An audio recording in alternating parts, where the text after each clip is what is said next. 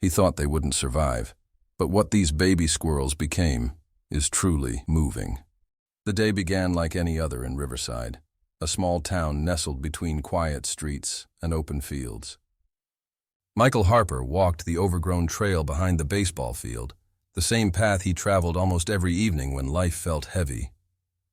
The air was warm, the ground soft after a light rain, and everything seemed calm, until a strange sound made him stop mid-step. At first, he thought it was a bird hidden in the brush. The cry was sharp, quick, almost too faint to notice. He stood still, listening, waiting. Then the cry came back, broken and weak, this time more like a plea than a call. His chest tightened. That wasn't a bird. It was something else, something alive. He followed the sound carefully with each step, pushing aside the tall grass until he spotted a patch of bare earth beneath a bush. His breath caught in his throat. 4 tiny bodies lay huddled together, barely moving. They weren't playing. They weren't resting. They were gasping. Newborn squirrels. Their skin was pink and thin, eyes sealed shut, ribs showing with every short breath. Their mouths opened as if searching for a mother who wasn't there. Michael crouched down, paralyzed, staring at the vulnerable pile of life.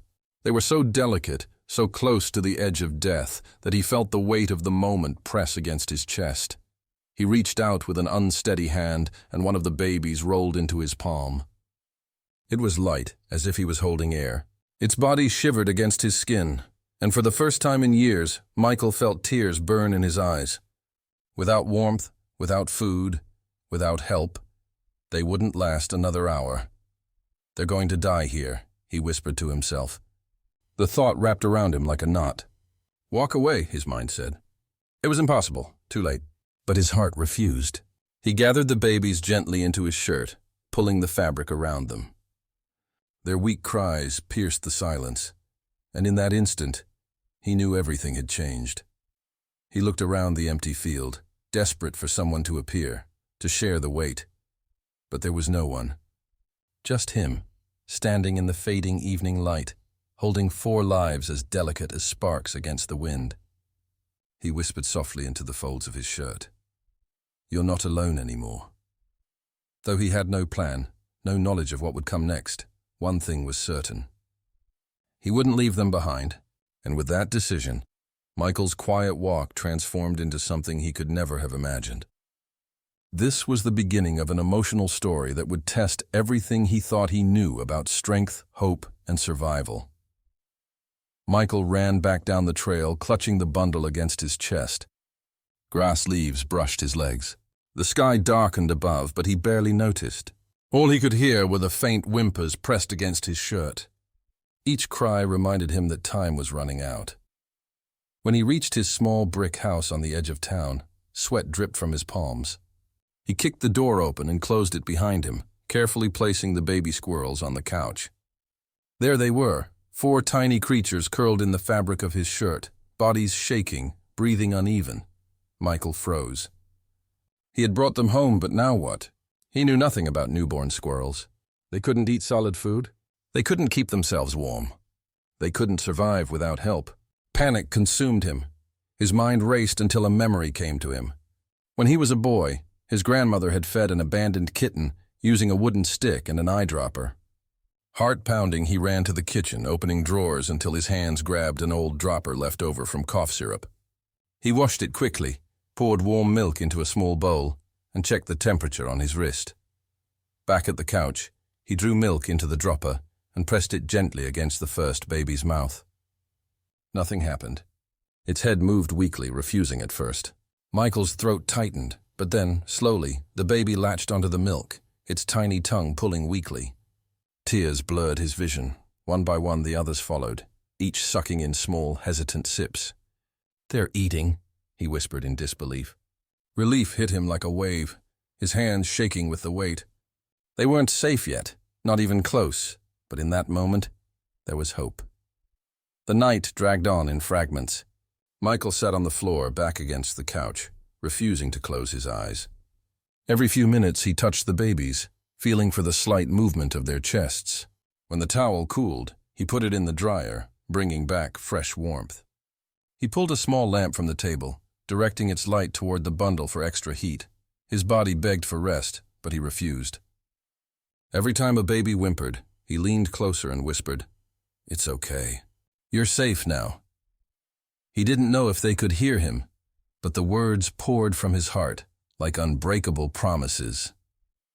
By dawn, exhaustion covered him like a heavy blanket, but the babies were still alive. Barely, but alive.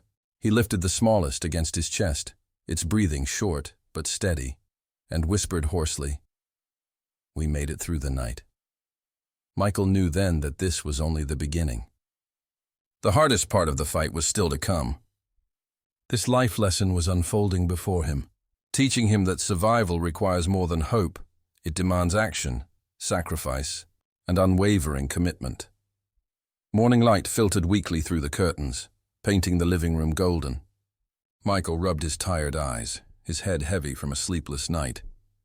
On the couch, the 4 baby squirrels lay curled in the towel, their tiny chests rising and falling in a delicate rhythm.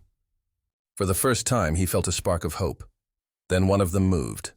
A small squeak filled the room, followed by the wiggle of a paw. Another stirred, crawling closer to its siblings. Relief flooded through him, washing away the fear of the night. He warmed the milk again, filled the dropper, and knelt beside them. This time, when he pressed the tip against their mouths, they latched on quickly, their weak sips becoming steadier. Their bellies swelled with each gulp, and their tiny sighs after feeding felt like small victories. Michael smiled through exhaustion when the smallest one sneezed, curling tighter into the blanket as if nothing had happened. The hours passed, divided into cycles of feeding, cleaning, and warming towels. He noticed small differences between them. One cried for food with higher squeaks. Another clung tightly to the others no matter what happened. One had stronger legs, pushing more forcefully during feeding. They were more than just vulnerable bodies. Each one had its own personality beginning to emerge. Still, fear didn't disappear. When the youngest baby's breathing slowed, Michael's pulse quickened until it steadied again. He stayed alert, watching every breath, afraid to miss a single one. His exhaustion grew, but he refused to lower his guard. That night, he sat cross-legged on the carpet, the babies nestled in the towel beside him. He reached out and ran his fingertip along the smallest one's back. To his surprise, it leaned closer, pressing against his touch as if seeking comfort. Warmth spread through his chest. They trusted him. He whispered into the quiet room, "I won't let you go." The words weren't planned, but once spoken, they felt true. Days began to blur into nights. Alarms rang every 2 hours, waking him from shallow sleep. Each time, he stumbled to the couch, fed them carefully, stroked their little bellies to help them digest, and tucked them back into the warmth. His body ached, but every small sound they made kept him moving. It wasn't just about survival anymore. Something deeper was growing. With each whimper and twitch of life, they were no longer just baby squirrels he found in the dirt. They were his reason to keep fighting. But as the bond deepened, fear struck harder than ever. Late one night, the smallest baby began to cry, a thin, sharp cry unlike hunger or restlessness. Its body stiffened in his palm, breathing shallow and broken. Michael froze, panic tightening his chest. "Not now." "Please, not now," he whispered, holding it against his skin, desperate to keep the flame alive. And as dawn approached, he feared more than ever that one of them might slip away. This inspirational journey was testing him in ways he never expected, pushing him to the edge of his emotional limits while teaching him the true meaning of compassion. The night felt endless. Michael cradled the smallest baby in his arms, whispering words of encouragement he barely believed himself. The tiny body twitched weakly, then lay still for long moments that froze his breath. He tried the dropper of milk, but the small mouth turned away, refusing. Panic consumed him. Feeding had been their salvation. Without it, what chance remained? He stayed awake all night, rocking it gently, massaging the baby's back with careful fingers, begging it to hold on. Sometimes he thought it was over, that its shallow breathing had stopped. But then would come a slight spasm, a soft sigh. Just enough to keep hope alive. By dawn, Michael's eyes were red, his body numb from exhaustion. He He knew he had done everything he could with warm towels and endless whispers, but it wasn't enough. If he kept guessing, he might lose all of them. He needed help. Gathering the babies into a basket lined with blankets, he wrapped the weakest one against his chest with a soft cloth. Its whimpers, weak yet urgent, echoed through the silent house as he spoke softly. "Hold on, little ones. I'm getting help for you." The drive to the veterinary clinic was tense beyond words. Every bump in the road made him wince, afraid it would hurt them further. His eyes constantly moved to the basket on the seat beside him. Every small movement brought a spark of relief. Every moment of stillness triggered a wave of fear. When he rushed through the clinic door, arms full, the receptionist's eyes widened. "How many?" she asked in disbelief. "4, Michael said, voice breaking. "They were abandoned. Please, help them." Within moments, a veterinarian and her assistants gathered around the examination table. They carefully lifted each tiny body, pressed stethoscopes against small chests, checked breathing, and whispered instructions to one another. Michael stood nearby, fists clenched at his sides, trying not to fall apart. Dr. Reynolds, the veterinarian, gently laid the weakest baby back on the towel, her face calm but heavy with concern. "They're very young," she said softly. "Too young to be away from their mother. Their chances are slim." Michael's chest ached. He braced for the words he feared most. But she continued, looking at him. "What you've done so far, keeping them warm, feeding them drop by drop, gave them a chance. Without you, they wouldn't be here now." His throat closed, and he had to blink quickly to clear his eyes. "So you think they can survive?" Dr. Reynolds paused, then nodded slowly. "It won't be easy. They'll need feeding around the clock, constant warmth and special care. Even then, we might lose some, but it's not impossible." Her words hit him with force. Slim hope, but still hope. Michael stepped closer to the basket, watching the babies squirm slightly in the towel's folds. He whispered fiercely, "We're not done yet." "I won't give up on you," Dr. Reynolds gave a small smile. "Then I won't either. We'll fight for them together." When Michael left the clinic later that day, supplies and instructions in his arms, the weight on his shoulders hadn't lessened, but it had changed. It was no longer just fear. It was a promise, and he had no idea that help would come from far beyond the walls of his home. This healing journey was about to expand in ways he couldn't yet imagine. Michael's living room soon transformed into a nursery. Lamps positioned at angles for warmth, soft towels stacked near the dryer, bottles of formula ready on the counter. A notepad with feeding times sat beside his phone, alarms set for every 2 hours. His body begged for rest, but he wouldn't give in. Not now. The days turned into weeks, and desperate struggles slowly transformed into miracles. Their cries grew louder. Their legs, once too weak to lift them, began to press shakily against the blankets. Their eyes opened, cloudy blue at first, then clearer each day, looking out at the world with a spark Michael thought he'd never see. The first time one of them chittered, a real squirrel sound, Michael laughed until tears ran down his face. When they began to crawl, tiny claws gripping the fabric, he felt pride swell in his chest. Every milestone, no matter how small, felt like victory, but the fight wasn't his alone anymore. Neighbors began to notice. One afternoon, Mrs. Green from next door knocked with a stack of old blankets. "For the little ones," she said softly.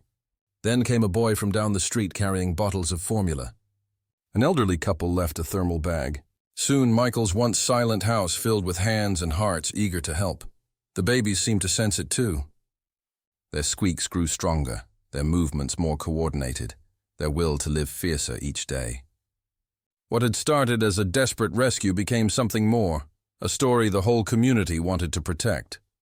Months passed, and the tiny bundles that once fit in his hands now scampered across the lawn. Their fur gleamed in the sun, their bushy tails flicked with growing confidence, and their playful chatters filled the town with joy. Children watched in wonder as the squirrels climbed trees with natural grace. Neighbors observed, shaking their heads in disbelief. "I can't believe they're the same babies," someone whispered. Photos were shared, stories spread, and soon the miracle of Riverside reached far beyond its borders. But with joy came a new challenge. Michael knew he couldn't keep all 4. They deserved homes where they'd be cherished individually. Families came one by one, some neighbors, others from nearby towns, each carefully chosen. Handing them over was the hardest part. He whispered in each tiny ear before letting go. Be strong. Be happy. You made it. His chest ached, but seeing the joy on people's faces reminded him why he'd fought so hard. When the last baby left, silence hung heavy in his house. The nest of towels sat empty on the couch. For a moment, loneliness pressed on him like a shadow.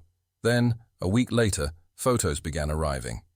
Babies perched on windowsills, exploring gardens, nestled safely in their new family's care. Tears filled his eyes each time he opened a message, but this time they were tears of peace. He hadn't just saved 4 vulnerable bodies from the dirt. He had helped give them a future, one filled with safety, wonder, and love. This was more than an emotional story about rescue. It was a life lesson about what happens when compassion meets action, when one person refuses to walk away, when animal wisdom guides us to protect the most vulnerable among us. 6 months had passed since Michael found those 4 tiny lives beneath the bush. The transformation was nothing short of miraculous. The creatures who once barely fit in his palm now bounded with energy that made him smile. Their fur gleamed in the sunlight, thick and healthy. Their eyes sparkled with curiosity and life. Their cheerful chatters filled the air with a sound that felt like pure joy. But with their growth came a bittersweet reality. Michael knew he couldn't keep all 4. They deserved homes where they would be the center of attention, where families could give them the individual love they needed. The decision weighed on him, but he knew it was right. The families came, carefully chosen, each one vetted by Michael personally. He needed to know these squirrels would go to people who understood what they had survived, who would cherish them the way he had. The first family arrived on a sunny Saturday morning. A young couple with a daughter named Emma, who was 8 years old and had been asking for a pet for years. When Michael brought out the smallest squirrel, the one who had nearly died that terrible night, Emma's eyes filled with wonder. "She's so beautiful," Emma whispered, extending her hand slowly. The squirrel sniffed her fingers, then climbed gently onto her palm, tiny claws gripping softly. The connection was instant. Michael felt his throat tighten as he watched the little creature that had fought so hard to live now choosing its new family. "Take care of her," Michael said, his voice thick with emotion. "She's a fighter," Emma nodded solemnly, cradling the squirrel against her chest. "I promise." Over the next few weeks, the other 3 found their homes. A retired teacher took the one with the loudest chatter. A young man who worked from home adopted the one that loved to climb. And a family with 2 boys welcomed the strongest one, the natural explorer of the group. Each goodbye broke Michael's heart a little more, but each new beginning filled it back up. He made each family promise to send updates, to let him know how they were doing. And they did. Photos arrived almost daily. The squirrels thriving in their new homes, exploring gardens, sleeping in cozy nests, bringing laughter and love to their families. One video showed Emma teaching her squirrel to come when called. Another showed the retired teacher reading aloud while her squirrel sat contentedly on her shoulder. But it was a message that arrived 3 months later that truly moved Michael. It came from Emma's mother, and it included a photo that made tears stream down his face. The photo showed Emma, who had been painfully shy according to her mother, standing in front of her class for show and tell. On her shoulder sat the squirrel, calm and confident. Emma was smiling, genuinely smiling, talking to her classmates about rescue and compassion and second chances. The message read, "You didn't just save a squirrel's life. You changed my daughter's life too." She found her voice by learning to care for something so delicate. She wants to be a veterinarian now. Thank you for teaching her that even the smallest lives matter. Michael sat on his porch, reading the message over and over, understanding finally what this journey had been about. It wasn't just about 4 baby squirrels surviving against impossible odds. It was about the ripple effect of compassion, about how one act of refusing to walk away could touch lives in ways he never imagined. A year after that morning on the trail, Michael received an invitation. The local wildlife rehabilitation center wanted to honor him at their annual fundraiser. They had heard his story, how he had saved 4 lives with nothing but determination and love, and they wanted him to speak about his experience. Standing on that stage, looking out at faces of other rescuers, veterinarians and animal lovers, Michael felt overwhelmed. He wasn't anyone special. He was just someone who couldn't ignore a cry for help. "I didn't have training," he told the audience. "I didn't have experience. All I had was 4 tiny lives that needed someone to refuse to give up on them. And what they taught me changed everything." He paused, gathering his thoughts. "They taught me that vulnerable doesn't mean hopeless, that small doesn't mean insignificant, that every life, no matter how tiny, has value worth fighting for. They taught me that sometimes the greatest strength is simply showing up, hour after hour, even when you're exhausted, even when you're scared, even when you don't know if it will be enough." The room was silent, every eye on him. But most importantly, they taught me that love isn't about holding on. It's about knowing when to let go, trusting that what you've given will carry them forward, even when they're no longer with you. The applause that followed was thunderous, but Michael barely heard it. His mind was back on that trail, hearing that first faint cry, making the choice that would define everything that came after. 1 year after the rescue, Michael still walked that trail regularly. It had become a ritual, a way to remember, to stay connected to the moment that changed him. And on one particularly beautiful evening, as golden light filtered through the trees, something extraordinary happened. He heard it before he saw it. That distinctive chatter, higher and clearer than other squirrels. His pulse quickened, but he didn't let himself hope too much. Then from the branches above, a squirrel descended. It was larger now, confident, with gleaming fur and bright eyes. It approached cautiously, stopping a few feet away. Michael knelt slowly, extending his hand. The squirrel moved closer, sniffed his fingers, and then did something that made his breath catch. It placed its tiny paw on his palm just for a moment, before darting back toward the tree. But before disappearing into the branches, it looked back. And Michael knew. It was one of them. It had come back, not to stay, but to show him it remembered. To show him it had made it. To say thank you. Michael stayed there on the trail long after the squirrel disappeared, tears streaming freely down his face. This was more than an emotional story about rescue. This was a life lesson about the invisible threads that connect all living things, about how acts of kindness echo forward in ways we can't predict or measure. The 4 tiny lives he'd found that day had taught him animal wisdom he would carry forever. That every creature, no matter how small, has a will to survive that's stronger than we can imagine. That compassion isn't weakness. It's the most powerful force in the world. That the healing journey isn't just for those we save. It's for us, too. As he walked home that evening, Michael thought about all the lives those 4 squirrels had touched. Emma, who found her confidence. The families who learned about responsibility and love. The people at the fundraiser who were inspired to help others. And himself, pulled out of his own quiet existence and shown a purpose he never knew he needed. He thought they wouldn't survive. But they had done more than survive. They had thrived, grown, and spread joy in ways he never could have imagined. And in saving them, they had saved him too, teaching him that sometimes the most important thing we can do is simply refuse to walk away from something that needs us. The inspirational power of that choice, made in a moment on an overgrown trail, had rippled outward, touching more lives than he could count. And it all started with 4 tiny heartbeats and one person who decided they mattered. Have you ever made a choice that changed not just your life, but the lives of others around you? Share your story in the comments. If this story moved you, don't forget to leave a like and subscribe to our channel. Thank you for your support, and thank you all for watching until the end.